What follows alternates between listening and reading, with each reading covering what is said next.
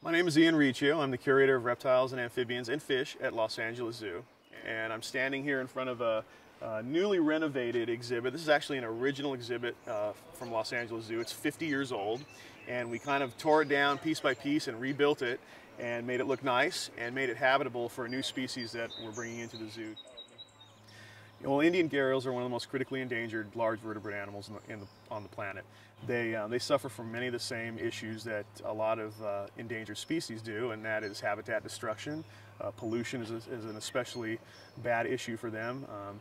Overpopulation in some of the natural range.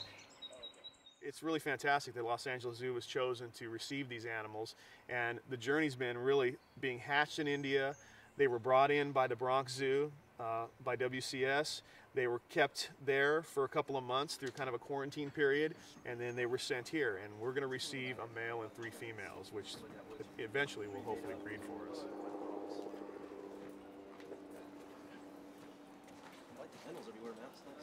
What we try to focus on here at the zoo are working with endangered species, and when you visit the lair, you see kind of this concentration of animals from all over the world. Many of them are endangered, many of them are part of SSP programs, and this is just another program that we now have an opportunity to get involved with. And it's not just a small snake or lizard, it's a mega reptile. So when these animals first come in, we'll weigh them because they're already in a crate, so they're already contained, so it's easy to get a weight that way. And then we'll check their transponder. Each animal has an individual ID microchip that's implanted in them, so we can identify them easily. Then we will weigh or measure them. So we measure theirs from snout to the tip of their tail. That gives us a good reference for them, as these guys will be getting larger. It's a good way to track them for their overall health. And then we'll do a brief exam, check them for any lesions, any wounds or scars or any ulcers or any kind of defects in their skin that may have happened during shipping. And then we pull blood, so we can look at their white blood cell count and look for any signs of infection.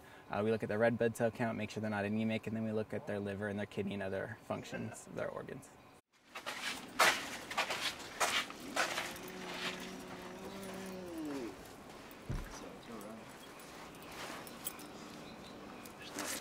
So right now I'm just kind of hanging out on top of them. I'm not pushing down on them at all. I'm just straddling her, but I'm allowing my body warmth to warm her up a little bit, so that way the temperature change from her body temperature, which is about 60 degrees right now, and then the 75-degree water it's not a big temperature shock to her. So we're trying to warm her up a little bit just so it's an easier transition into the water.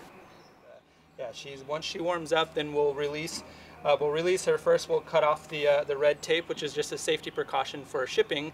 It covers their eyes so they don't see as much visual stimulus, so it allows them to be a little more calmer, but also it allows us to grab onto the snout, which is a very delicate snout. You can see how long and slender it is.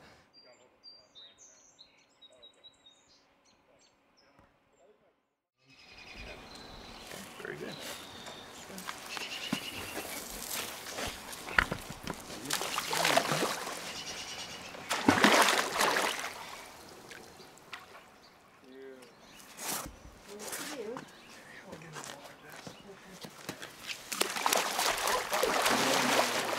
That way.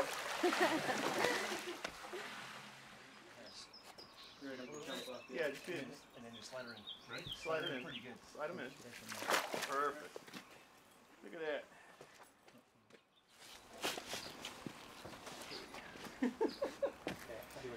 Slide it in, and On 3, we're gonna slide? Okay. 1, 2.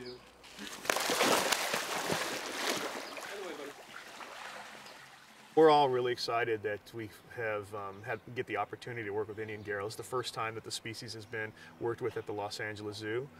We've been here for 50 years, so this is a real treat. From a herpetology standpoint, these are kind of like in that class of okapi, giant panda, and species like that. So we're super excited, and it's a tremendous honor really to be able to work with them.